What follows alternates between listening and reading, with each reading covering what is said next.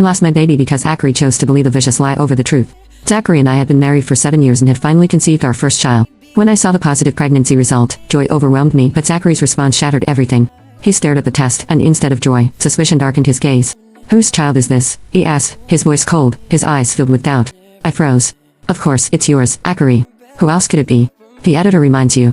Search 56,571 on the GoodNovel app to read the full story. Wonderful content continues to play. Part 1. He shook his head, his expression unreadable. "We've been married for 7 years without children. Now, suddenly, I'm gone on a business trip for 2 months, and you tell me you're pregnant? Do you think I'm an idiot?" The sting of his accusation hit me like a slap. I had dreamed of this moment of telling my husband that we were finally going to be parents, only for it to turn into a nightmare. My mother-in-law, Mallory, sat on the couch nearby, her face twisted with disdain. "See, Zachary, that's why she sneaks out at night. I told you she's been running around with some other man." My face flushed with anger. "I work overtime, Mallory. I've told you this 1,000 times." I bit my lip, trying to keep my composure, but my heart pounded with frustration. Zachary's silence was the most hurtful of all. He looked at me, and I could see the suspicion planted by his mother had already begun to take root. I took a deep breath, trying to stay calm. "If you don't believe me," I said, my voice trembling, "let's do a paternity test." To my surprise, Zachary agreed without hesitation. The look in his eyes showed nothing but disdain. It was as if the love we had shared for the past 7 years had vanished overnight, replaced by an ugly, festering doubt. I couldn't stay in that house. After the test, I packed my things and went to my parents' home, too heartbroken to remain under the same roof as someone who could think so little of me. My mother, Kirsten, tried to console me. "Zachary loves you," she said gently, stroking my hair. "He's just confused. Once the results come back, he'll realize his mistake. He'll apologize and everything will be alright." I nodded, wanting to believe her. Wanting to believe that the man who had always protected me would return once this misunderstanding was cleared up. 3 days later, the day the results were supposed to come out, I stayed at my parents' home, waiting. I thought Zachary would call, that we would go to the hospital together, get the results, and finally put all of this behind us. But he didn't call. Instead, he showed up at my door unannounced. When I opened the door, there he was, standing there with a strange look on his face. He wasn't alone, he held a photo in his hand, and before I could say anything, he thrust it towards me. "Explain this, Lillian, nah," he snarled.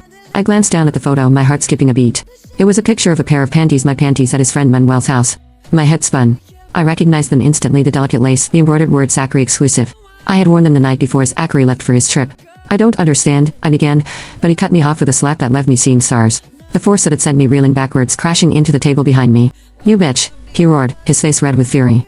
"You dare to cheat on me, and now you lie to my face. I won't raise another man's child." I struggled to steady myself, my cheek burning where his hand had landed.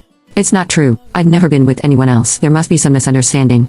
"Misunderstanding?" He laughed, a cruel hollow sound. He snatched his phone from his pocket and shoved it towards me. "Look at this. Joy sent it to me. Manuel's wife caught you, Lillian, nah. You think you can deny it now?" I looked at the phone, the messages blurring before my eyes.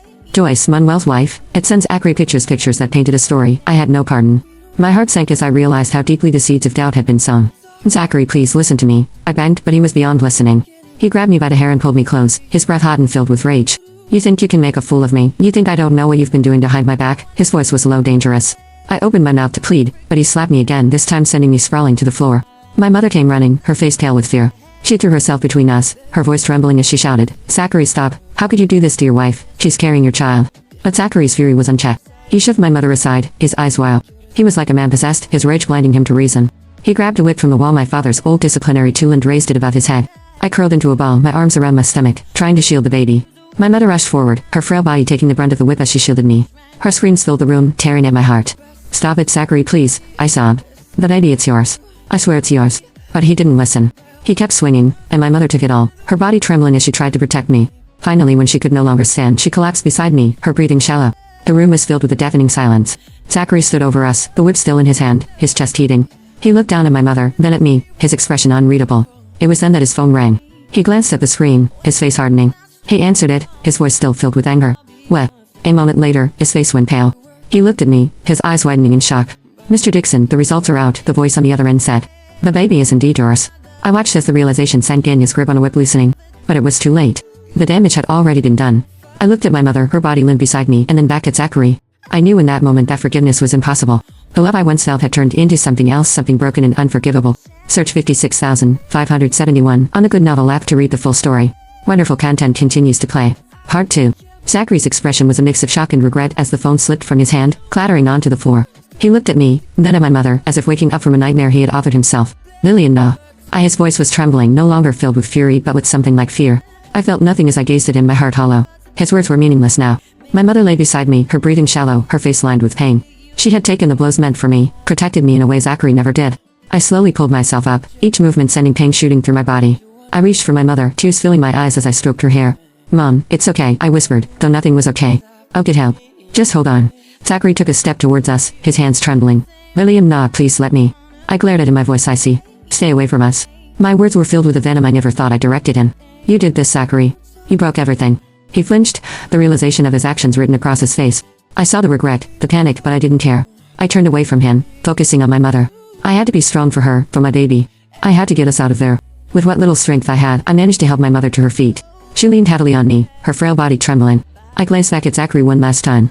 He stood frozen, the whip still hanging limp in his hand, his face a portrait of horror and disbelief. You will never see near this child again, I said, my voice cracking but firm. We are done, Zachary. He will never have the chance to hurt us again. As I turned away, I heard him call my name, his voice desperate, pleading. But I didn't look back. I couldn't. I led my mother out of the house, each step filled with pain, each breath a reminder of what I had lost. I reached the front door and stepped outside, the cold air hitting my face, grounding me. I looked at the sky, the clouds hitting, and for the first time in days, I allowed myself to cry. Not for Zachary, not for the love that was lost, but for the future I would now have to face alone. My mother squeezed my hand weakly, her voice barely a whisper. Lillian, now we'll get through this. You're stronger than you know. I nodded, though the tears kept coming. I was broken but not defeated. I had a baby to protect, a mother to care for, and a life to rebuild, one without Zachary, without the lies and the pain. No matter how shattered I felt, I knew I had to keep going for myself, for my child, and for the love that Zachary had thrown away. Want to know more? Search 56,571 on the GoodNovel app to read the full story.